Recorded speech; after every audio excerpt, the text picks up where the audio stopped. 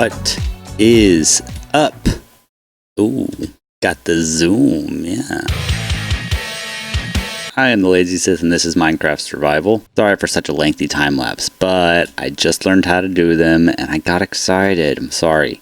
I also just learned about optifine and shaders, so I downloaded my world in a single player version and installed that so that I could walk you through what we just time lapsed over. But with God rays, yeah. Check this out. Ignore the creeper hole right there. But yeah, so last episode I made basically an emerald generator. Came up with a name for it between episodes. The Emerald Eatery. Gotta make some kind of like map art with a villager eating an emerald or something. The creeper farm looks so much cooler with God rays coming through the propellers, honestly. These trees, I spent some time to fix this beforehand.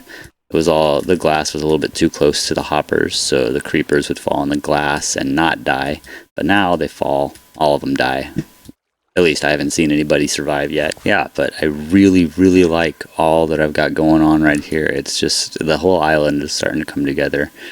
I feel like I keep finding little puzzle pieces. Like, basically I'm going to do more stuff like this section all over the island, where by the black stone and black crystals and everything, there's these blue trees that form instead of the pink cherry blossoms. But all that aside, I think it's time we actually get started with today's project. The string of thoughts that went into this idea basically started when I was building the roof for the eatery.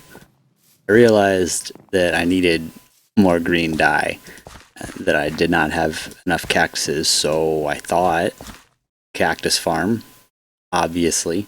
But that made me realize I needed fuel, not just to get the green dye, but also for my super smelter. And a good fuel source I've seen is kelp, so I thought kelp farm, obviously. Then I thought it would be cool. I just had an entire area devoted to like all of the nature blocks that I wanted to get. Trees, vines, leaves, the whole thing. But I was questioning where to put it. That's when I remembered I found this skeleton spawner while I was trying to demob the area. Wow, hold on. Found this skeleton spawner when I was trying to mob proof the area for the creeper farm. But after a little bit of creative testing, go right back up here. I'm going to stand definitely not very low on my island. Like it wouldn't be that huge of a terraforming endeavor. But if I turn my game to hard, you'll see they spawn, even though I'm like all the way up here. That means basically if I do this right, I can have infinite bone meal being supplied to all the farms I was just talking about, as well as all my future builds. Back in survival, I've cleared out a workspace and planned out the area a little bit.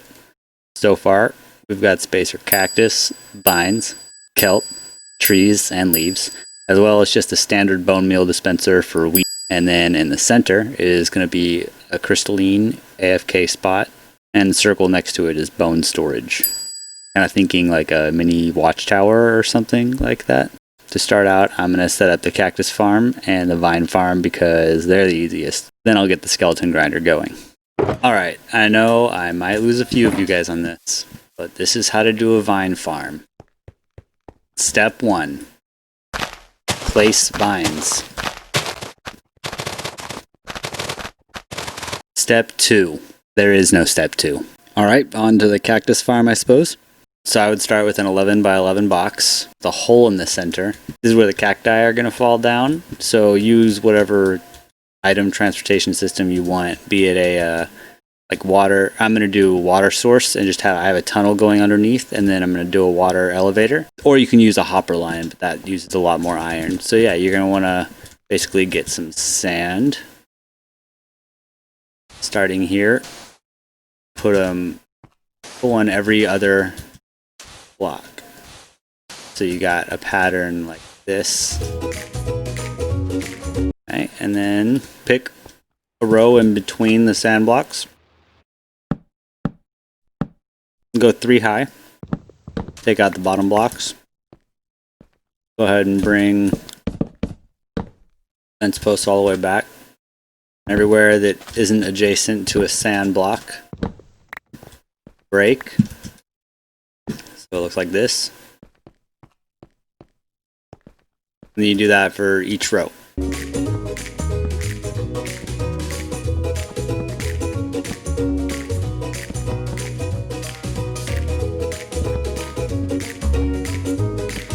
Alright, once you got your fence posts in, place your cactus on the sand blocks. Luckily, I have exactly the amount of cacti that I need. Got that. Big water buckets. Put one at every corner. And your water should, like this, it should push everything down into the center. Yeah, how this works is the cacti can't be adjacent to another block. So once it grows, it realizes it's adjacent to the fence post and just breaks. So then it falls in the water and goes down the hole. So I'm going to have a water line set up going from here over here underneath, coming out right here for a soul sand elevator. Anything I throw in here should wind up right there. Yeah, look, easy. I'm gonna set up a little temporary storage system, right? That should work. Okay, there it goes. And got it. Skeleton grinders are actually super easy. Assuming you have a skeleton dungeon, that is. And I do, so what you want to do basically, if you do have that, is mine 5 blocks away from the spawner. Once you've got this step done, you're going to want to have the skeletons fall into water so that you can push them in whatever direction you're trying to get them to go. So you want to mine a few blocks down. I'm trying to mine here. Next you want to figure out where you want the skeletons to go. Okay, so I've dug down 2 blocks here and lowered the tunnel 2 blocks also, because water will only flow 7 blocks, so you put it there and it goes to the edge and stops. The zombies will very slowly, if they land here, go and fall off the edge. So you want water buckets across the entire back wall, then 1 water bucket here in the corner, and 1 water bucket here in the corner. And anything you fall, look at the water, the lines, they'll all go through this. Go down 1 more layer. Water. Ice at the end of the water. Place down a sign above the ice block. Water. So you see the water path. Anything that falls in here will just get swept down this way. Hopefully onto this block. Pretty much I want the skeletons to land on this magma block. Underneath it, I'm going to set up some hopper systems to distribute the bones, basically. So here I want to build up the tunnel. I need to lower the magma block 1 block. Only so the skeletons can't jump out. They try to. Alright. Tube. I'm going to fix the stone, don't worry. Drop a water source block. Kelp it up.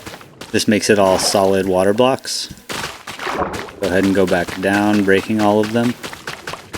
Once you get to the bottom, I'm going to break the dirt block and replace that with a soul sand block, and you'll see it launches. Now anything that goes into that should fall through. 1 more water source. Signs above the magma. Those. That's weird. Okay. Try that again.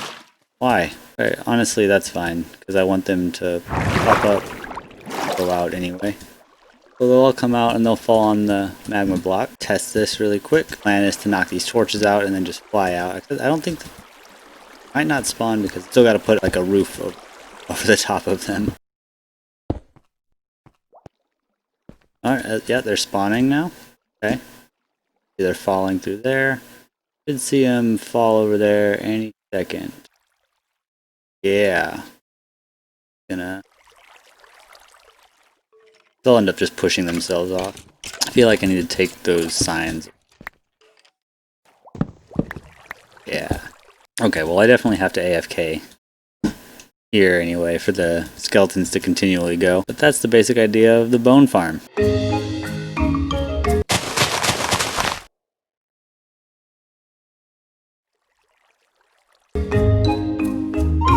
So this is the farm. I don't know why it works, but you got the redstone into the comparator in the light on mode. I don't know the technical term, sorry. And then have it run into itself, which makes it freak out. And then it goes and it turns on and it'll just show you. Bam. See? So if you put seeds there, makes them grow. But if there's nothing there, it doesn't use the bone meal. Convenience.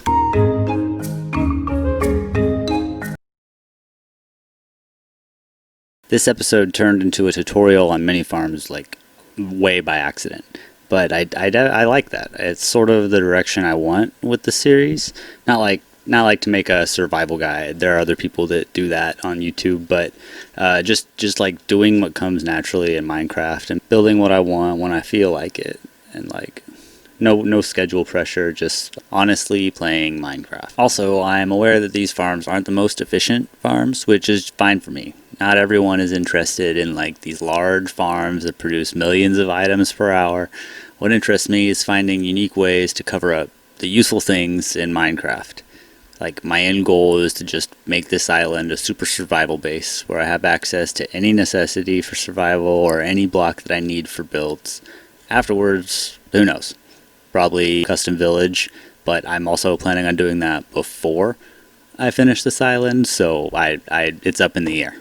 Okay, so I AFK'd for about a night, a little bit more than that.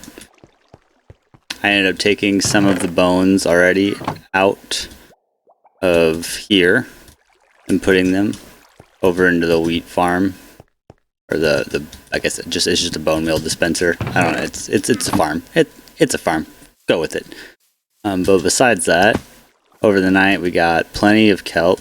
So that's good. And definitely a lot of cactus. More green dye than I'll need right now. Yeah, I pretty much just need to come up with some build ideas to put around these things. It's definitely going to be one of the more congested areas of the island, but oh well, I think it'll look good. That's going to be it for this episode, though. Unfortunately, I don't have enough time to build up the buildings in the area, so we're going to save that for next episode. But yeah, if you guys liked it, make sure you leave a like, subscribe if you're new, talk to me in the comments, all that stuff. Oh, and one thing, remember, I don't have the... Wear a face mask.